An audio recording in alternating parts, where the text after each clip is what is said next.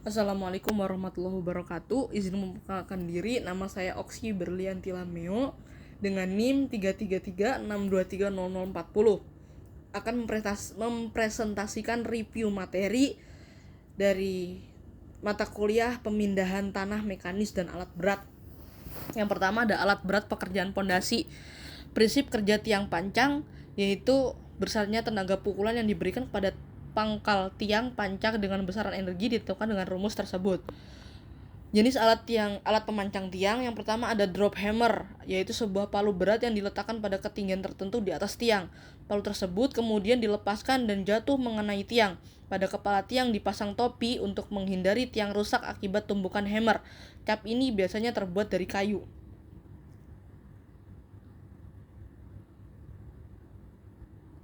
Selanjutnya yaitu ada single acting hammer. Prinsip kerjanya, si hammer diangkat ke atas dengan tenaga uap sampai mencapai tinggi jatuh tertentu. Kemudian penumbuk hammer tersebut jatuh bebas menimpa kepala tiang pancang. Jadi di sini tenaga uap yang dipergunakan untuk mengangkat hammer saja. Selanjutnya ada double acting hammer. Prinsip kerjanya, si hammer diangkat ke atas dengan tenaga uap sampai mencapai tinggi jatuh tertentu. Kemudian hammer tersebut ditekan ke bawah dengan tenaga uap pula. Jadi di sini hammer jatuh dengan kecepatan lebih besar daripada single acting hammer maupun drop hammer. Selanjutnya ada differential hammer. Prinsip kerjanya, hammer ini memiliki ruang tekanan piston bagian atas dan bawah. Energi diperoleh dari hasil perbedaan tekanan dari dua ruang itu. Prinsip kerjanya hampir sama dengan single acting hammer, hanya frekuensi pukulannya menerus seperti double acting hammer. Selanjutnya ada diesel hammer. Jenis ini prinsip kerjanya terdiri dari hammer dengan penyentak diesel dengan sumber energi dari berat sendiri dan tekanan udara, serta akibat pembakaran bahan bakar diesel. Menurut konstruksinya, jenis pengentak diesel ini dapat juga diputar atau dimiringkan pada lengan. Diesel hammer merupakan hammer dengan penggerak campuran gas dan udara. Spesifikasi diesel hammer yaitu yang pertama, berat hammer bisa 1,5 sampai 2,5 ton, tinggi jatuhnya 0,9 sampai 1 meter, frekuensi pukulan 40 sampai 50 kali per menit, dan kalenderingnya setiap 10 kali pukulan. Adapun cara pemilihan hammer, pada pemancangan tiang-tiang pancang dan baja yang berbentuk pipa tipis, sering terjadi pipa tersebut rusak sebelum mencapai kedalaman yang direncanakan. Hal ini dapat dihindari dengan menggunakan hammer yang lebih ringan, memperpanjang waktu penumbukan, dan memperlebar jarak tiang. Kalau untuk pekerjaan pemancangan tiang pancang beton precast yang berat ke dalam lapisan tanah yang padat seperti pada stiff clay, compact gravel, dan sebagainya, maka akan sesuai apabila memilih alat pancang itu yang mempunyai yang pertama berat penumbuk hammer yang besar, tinggi jatuhnya pendek, kecepatan hammer yang rendah pada saat hammer menimpa tiang pancang. Hubungan berat penumbuk dengan berat tiang pancang itu pakai rumus berat palunya atau penumbuknya itu 0,5 dikali berat yang pancang dan ditambah 600 kg. Selanjutnya ada bab peralatan pemecah batu atau stone crusher. Stone crusher adalah peralatan pemecah batu untuk menghasilkan batu pecah berukuran kecil atau agregat. Fungsinya memecahkan batuan alam menjadi ukuran yang lebih kecil sesuai dengan spesifikasi yang dibutuhkan. Selain untuk memecahkan batuan, untuk memisahkan butir-butir batuan yang telah dipecahkan menggunakan skrin atau saringan. Dengan bantuan saringan, batuan itu dapat dikelompokkan sesuai ukuran yang kita inginkan. Tahapan crushing itu yang pertama, pemecahan tahap pertama oleh jenis primary crusher, pemecahan tahap kedua oleh secondary crusher, dan pemecahan selanjutnya untuk tertiary crusher. Jenis stone crusher yang pertama yaitu primary crusher, ada tipe jaw crusher, yaitu pemecah batu tipe jaw mempunyai bagian atau komponen pemecahnya berbentuk rahang, terdiri dari plat rahang tetap dan plat rahang bergerak. Jaw crusher digunakan untuk mengurangi besar butiran pada tingkat pertama dan kemudian dipecah lebih lanjut oleh crusher lain. Jenis ini paling efektif digunakan untuk batuan sedimen sampai batuan yang keras kayak granit dan basalt. Jaw crusher merupakan mesin penekan dengan rasio pemecahan 6:1. Jenis jaw crusher ada model single jaw crusher dan model twin yang plat rahangnya bergerak. Kedua ada tipe giratory crusher. Keuntungan dari jaw crusher itu karena konstruksinya sederhana, ekonomis, dan crushernya beroperasi dengan kisaran. Bagian crusher pemecah berbentuk konis, karena itu kadang disebut cone crusher. Gyratory cruiser hampir sama dengan jaw cruiser. Perbedaannya terletak dari cara pemberian tekanan, di mana untuk gyratory cruiser tekanan diberikan dari arah samping. Hasil pemecahan cruiser ini rata-rata berbentuk kubus dan agak uniform karena berbentuk lengkung dari kon dan bowl yang mempunyai permukaan cekung. Yang ketiga, tipe impact cruiser. Tipe ini disarankan terutama untuk batu kapur atau untuk penggunaan dengan abrasi lebih rendah.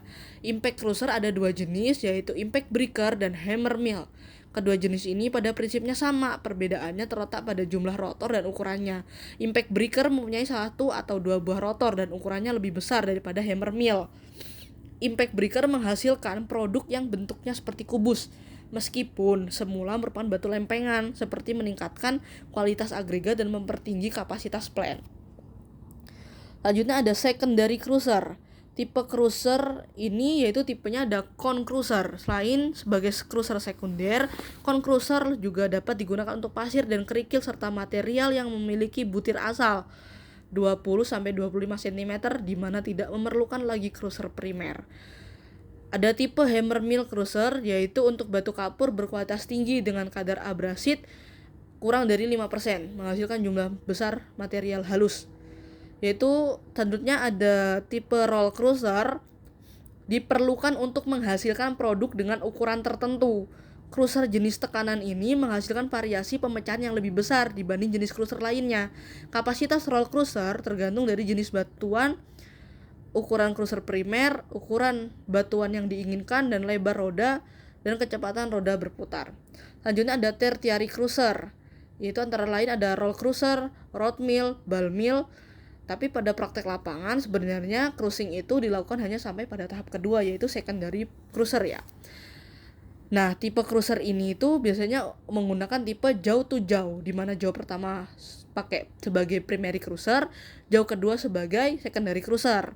Karena disebabkan kesederhanaan konstruksinya, ekonomis dan memerlukan tenaga yang relatif kecil, kapasitas produksi yang besar tergantung lebar bukaan pada jaw dan ukuran butiran yang dikehendaki.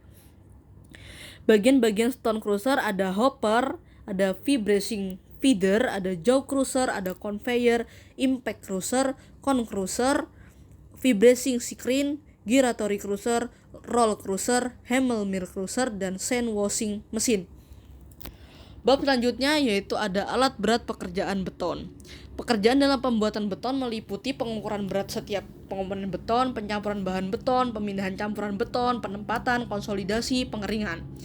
Alat yang pertama ada batching plant. Batching plant ialah salah satu alat konstruksi yang digunanya sebagai tempat untuk produksi beton ready mix dan dalam jumlah yang besar. Batching plant digunakan untuk memproduksi beton dalam skala yang besar agar kualitas, kinerja, dan kontinuitas produksi dapat dijaga dengan baik sesuai standar yang diinginkan. Sistem pencampuran beton ada dua, yaitu dry mix dan wet mixed. Selanjutnya ada batcher equipment. Batcher adalah peralatan penakar bahan beton sebelum membuat adukan. Bahan atau material beton harus ditakar agar sesuai dengan rencana campuran beton yang diminta. Alat ini berfungsi mengukur material sebelum dimasukkan dalam mixer. Kapasitas batcher minimum 3 kali lebih besar daripada mixer. Jadi 1 kali isian batcher itu dapat digunakan untuk 3 kali adukan mixer. Penghubung antara batcher dengan mixer adalah gate atau pintu yang diatur secara manual maupun mekanis. Jenis batcher ada 2, yaitu single batcher dan multiple batcher. Selanjutnya ada concrete mixer. Jenis-jenis concrete mixer antara lain ada truck mixer, ada tilting drum mixer, dan paving mixer. Selanjutnya yaitu alatnya ada concrete hauling equipment, merupakan peralatan untuk membawa campuran beton dalam pengecoran. Alat ini dipilih berdasarkan beberapa pertimbangan.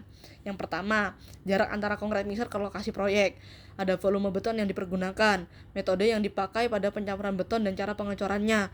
Metode pengangkutan yang paling mutakhir dari pengangkutan adalah handling dan placing bahan beton. Maksudnya untuk meminimalisir risiko segregasi dari camp.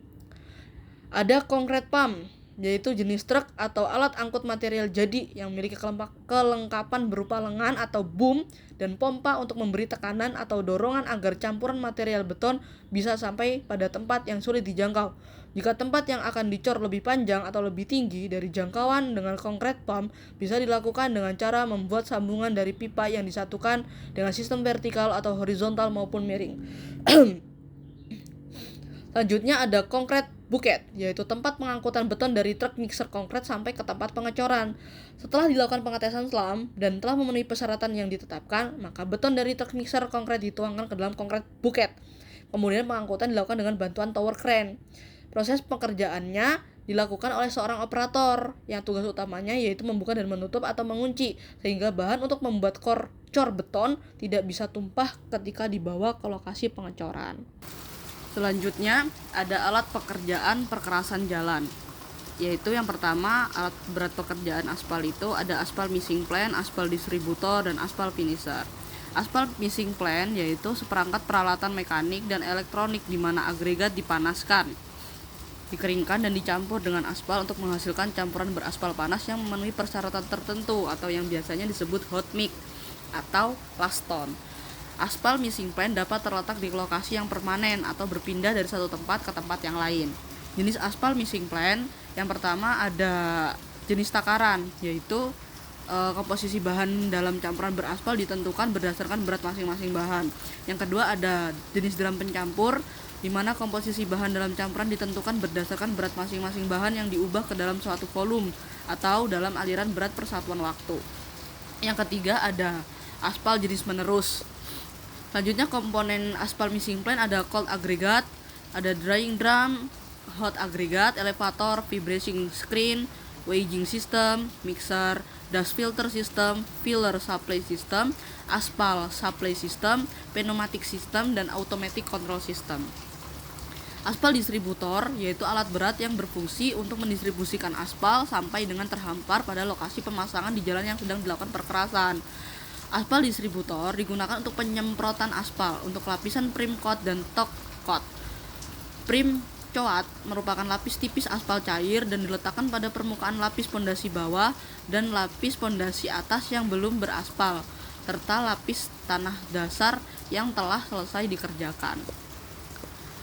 Kapasitas aspal distributor menurut Peraturan Menteri PUPR nomor 28/PRT/M/2016, tenaga mesinnya harus 115 HP, kapasitas tangki aspal 4000 liter, kapasitas tenaga kompresor pemasang itu 8,5 HP, kapasitas lebar penyemprotan itu 3 meter, kapasitas penyemprotan pompa aspal itu 100 liter per menit, dan kapasitas produksi penyemprotan per jam itu sesuai yang di situ. Aspal distributor itu terdiri dari sebuah tangki aspal di atas sebuah truk burner, pompa aspal, dan spray bar dengan nozzles. Selain aspal distributor ada juga aspal sprayer, di mana fungsinya hampir sama aspal distributor. Aspal sprayer digunakan untuk menyemprotkan aspal sebagai lapisan prim coat dan top coat. Hanya pengoperasian penyemprotannya dengan tenaga manusia. Aspal sprayer terdiri dari sebuah tangki aspal di atas roda yang ditarik burner, pompa aspal, dan spray bar dengan tangki semprot. Aspal ini digerakkan oleh manusia. Aspal finisher. Komponen aspal finisher yang pertama ada bak penampung atau hopper, ulir pembagi, sepatu perata, dan pengatur tebal hamparan. Bab selanjutnya yaitu alat berat untuk konstruksi bangunan gedung. Ada mobile crane. Mobile crane itu alat pengangkat yang pada umumnya dilengkapi dengan drum tali baja dan rantai yang dapat digunakan untuk mengangkat dan menurunkan material secara vertikal dan memindahkannya secara horizontal. Jenis mobile crane yang pertama ada row terrain crane. Jenis crane ini untuk beroperasi di medan kasar dengan kemampuan all-wheel drive dan ban karet. Crane ini tidak terbiasa diperbolehkan jalan di jalan umum. Yang kedua ada carry deck crane. Adalah mobile crane yang lebih kecil yang melakukan perjalanan menggunakan 4 roda dan mampu memutar buminya secara penuh 360 derajat. Ada crawler crane yaitu menggunakan truk untuk mobilisasi dan dilengkapi dengan teleskopik yang baik. Karena crane ini adalah self-propelled, maka dia mampu bergerak di sekitar situs konstruksi dan melakukan pekerjaan tanpa banyak setting up. 4. All-terrain crane merupakan crane multifungsi yang dirancang untuk digunakan pada kedua jalannya raya beraspal halus atau off-road dengan kecepatan hingga 40 mph. Hydraulic truck crane standar dalam mobil crane, hydraulic truck crane dapat mengangkat ribuan pound menggunakan tenaga hidrolik yang mengandalkan kekuatan melalui minyak untuk mendorong piston boom dalam arah yang berlawanan. Keenam, reach stacker merupakan salah satu tipe pesawat pengangkat dimaksudkan untuk keperluan mengangkat dan memindahkan barang dari suatu tempat ke tempat yang lain yang jangkauannya relatif terbatas. Kelebihan mobil crane yaitu yang pertama, mobil dan truk crane dapat berpindah-pindah dari satu tempat ke tempat yang lain dengan cepat dan pada jarak yang cukup jauh. Mobil dan truk crane yang menggunakan lengan jenis teleskopik dapat dipanjang atau dipendekkan dengan mudah sesuai dengan kebutuhan sehingga lebih efektif. Mobil crane ukurannya lebih kecil dibandingkan dengan truk crane sehingga dapat menjangkau tempat-tempat yang relatif lebih sempit. Mobil crane hanya memiliki satu kabin operator, sedangkan truk crane memiliki 2 kabin operator. Tower crane adalah suatu alat bantu yang ada hubungannya dengan akses bahan dan material konstruksi dalam suatu proyek. Apabila dijabarkan lebih lanjut, fungsinya lebih dekat terhadap alat mobilisasi vertikal horizontal yang amat sangat membantu dalam pelaksanaan pekerjaan struktur.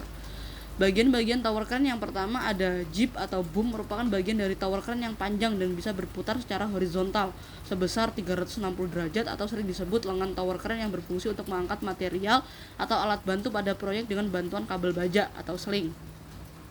Yang kedua ada counter jib. Selain jib juga dapat counter jib yang berfungsi sebagai jib penyeimbang terhadap jib yang terpasang. Counterweight berupa beton pemberat yang terdapat pada bagian belakang tower crane yang berfungsi untuk memberikan keseimbangan pada tower crane. Yang ketiga ada hoist, trolley, dan sling. Hoist adalah bagian tower crane yang berfungsi sebagai alat angkut arah vertikal. Kalau trolley itu bagian tower crane yang berfungsi alat angkut arah horizontal. Sling merupakan bagian tower crane yang berupa kabel baja dan menjadi bagian hoist. Pemakaian sling bisa berubah-ubah tergantung diameternya atau dapat ditambahkan double sling tergantung pada kebutuhan saat lapangan. Keempat, kabin operator, yaitu bagian tower crane yang merupakan tempat operator mengoperasikan tower crane. Yang kelima, mast section, yaitu bagian dari tower crane yang menentukan tinggi dari tower crane, di mana pemasangan tiap-tiap mast section dibantu dengan alat hidrolik untuk menyusun mast section tersebut ke arah vertikal. Keenam, base section dan fine angle base section. Dan fine angle merupakan bagian yang ditanam pada pondasi yang berfungsi untuk memperkokoh pondasi. Ketujuh, slewing mekanis, yaitu bagian yang bertugas untuk memutar tower crane. Ke-8 ada tower top, yaitu bagian puncak dari tower crane. Bagian-bagian tower crane ada collar frame atau anchorage frame sabuk pengaman. Setelah ketinggian tower crane melampaui batas freestanding yang diizinkan oleh pabrik pembuat, tower crane itu harus dipasang sabuk pengaman atau tie beam. Ya, yang diikatkan pada kolom atau bangunan. Dalam pemasangannya harus diperhatikan kekuatan bracingnya supaya apa? Konstruksi stabil menerima beban tarik dan tekan. Sabuk pengaman dipasang pada setiap 20 meter antara satu section dengan section yang lain. Adapun jenis-jenis tower crane, yang pertama ada self-supporting static tower crane, yaitu berdiri di atas pondasi yang diam di tanah. Kemampuan mengangkut barang yang berat dan jangkauan yang luas membuat tower crane ini cocok untuk proyek dengan lahan terbuka yang luas. Yang kedua ada supported static tower crane, memiliki sistem yang serupa dengan yang self-supporting static tower crane dan digunakan jika diperlukan pengangkatan material ke tempat yang sangat tinggi. Bagian mas atau tower dari tower crane jenis ini diikatkan ke bangunan untuk memberikan tambahan stabilitas. Yang ketiga ada traveling tower crane, yaitu karena didirikan di atas bogi roda, sejenis roda kereta api dan berjalan sepanjang rel. Karena dapat bergerak sepanjang rel, tower crane ini dapat menjangkau area proyek yang jauh lebih luas daripada tower crane yang diam di tempat. Namun karena berjalan di atas rel, maka lokasi proyek haruslah dibuat cukup rata agar tower crane berjalan. Yang keempat, climbing tower crane, buat bangunan yang tinggi. Jadi tower jenis ini diletakkan di dalam struktur bangunan yang dibangun. Seiring bertambahnya tinggi bangunan, maka tower crane itu juga ikut bertambah tinggi. Bab yang terakhir yaitu biaya alat-alat berat. Yang pertama ada owning cost. Owning cost itu biaya kepemilikan alat yang harus diperhitungkan selama alat yang bersangkutan dioperasikan apabila alat tersebut milik sendiri. Biaya ini harus diperhitungkan karena alat itu semakin lama akan berkurang hasil produksinya. Bahkan pada waktu tertentu alat sudah tidak dapat berproduksi lagi atau disebut depresiasi. Depresiasi itu ditentukan oleh yang pertama, harga beli alat waktu didatangkan berserta perlengkapannya. Yang kedua, perkiraan umur ekonomis alat. Yang ketiga, nilai residu. Dan keempat adalah nilai preproduksi alat. Metode depresiasi itu ada straight line method atau metode garis lurus, yaitu metode untuk menentukan nilai depresiasi pada tiap alat tiap tahunnya sama besar. Metode ini tiap tahunnya diperoleh dengan membagi nilai reproduksi dengan umur ekonomis alat. Nih contohnya di sini yaitu straight line method, di mana nilai produksi itu dikurangi dengan nilai residu, habis itu dibagi dengan tahun pembelian alat.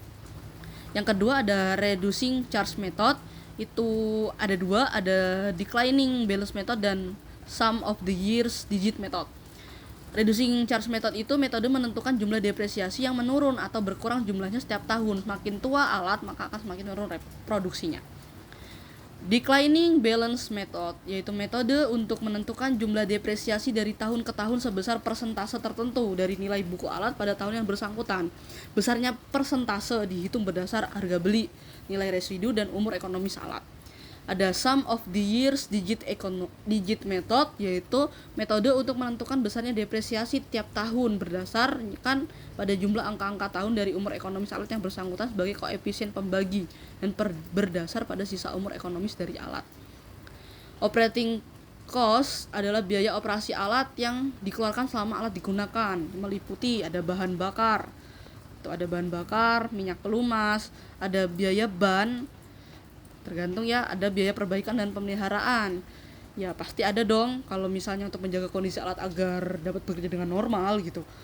Penggantian suku cadang dengan yang baru. Faktor yang mempengaruhi besarnya biaya perbaikan alat yaitu kondisi pemakaian alat, kecakapan operator, dan adanya perawatan yang memadai.